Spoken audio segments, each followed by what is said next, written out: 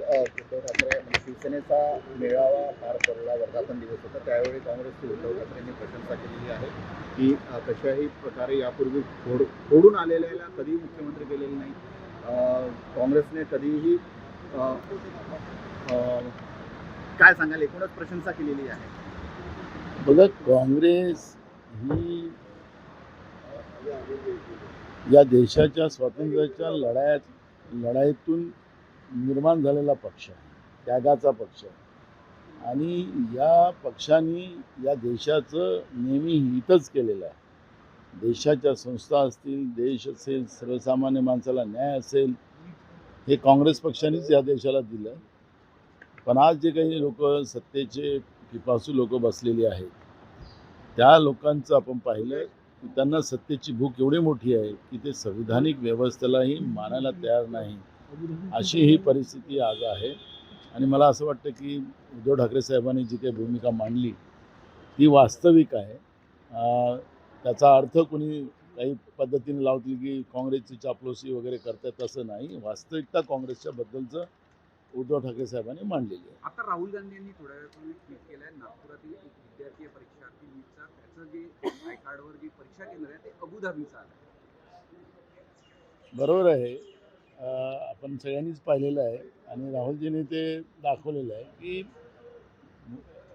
या विद्यार्थ्यांच्या जीवनाशी नरेंद्र मोदीचं सरकार कसं खेळतं आहे त्याचे अनेक उदाहरणं आपल्याला पाहायला मिळतात. तसंच आत्ता आपण पाहिलं की नागपूरच्या एका विद्यार्थ्याला त्यांनी अबुधाबीचं सेंटर देऊन टाकलं आणि त्याच्यामुळे या विद्यार्थ्यांच्या जीवनाशी खेळण्याचा एक मानसच नरेंद्र मोदीच्या सरकारने तय केलेला आहे आणि तेच राहुल गांधींनी ट्विटच्या माध्यमातून सांगितलं.